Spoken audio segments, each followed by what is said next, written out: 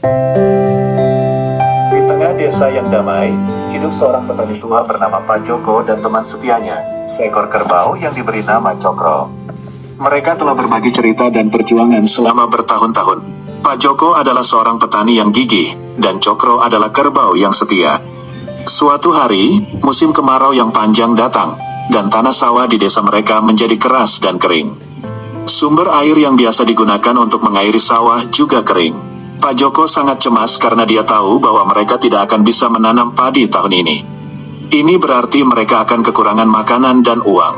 Pak Joko sangat prihatin tentang nasib Cokro. Kerbau tersebut juga terlihat lemah karena kekurangan pakan yang cukup. Meskipun begitu, Cokro tetap setia mendampingi Pak Joko dalam perjuangan mereka.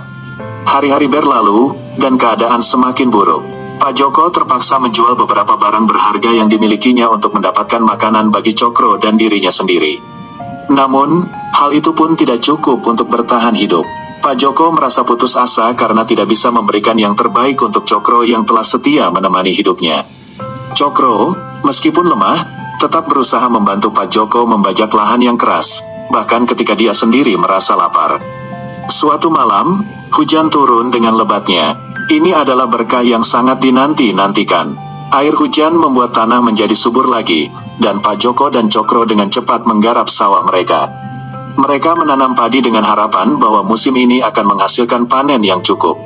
Namun, takdir berkata lain. Seiring berjalannya waktu, Pak Joko semakin lemah karena kurangnya makanan selama musim kemarau yang panjang. Cokro pun semakin lemah dan sakit. Mereka berdua berjuang untuk bertahan hidup, tetapi tubuh mereka telah mencapai batasnya. Akhirnya, satu pagi, Pak Joko bangun dan menemukan Cokro telah pergi. Cokro telah meninggalkan mereka untuk selamanya. Pak Joko merasa sangat sedih dan terpukul. Dia tahu bahwa Cokro telah mengorbankan hidupnya untuk memberikan kesempatan terakhir bagi mereka berdua untuk bertahan hidup. Dalam kesendirian dan kesedihan, Pak Joko melanjutkan pekerjaannya di sawah, sambil berharap agar panen yang akan datang dapat memberinya cukup untuk bertahan hidup. Dia merindukan Cokro setiap hari dan tidak akan pernah melupakan pengorbanan setia kerbaunya. Cerita ini mengajarkan bahwa ikatan antara manusia dan hewan bisa sangat kuat, dan pengorbanan Cokro akan selalu diingat oleh Pak Joko.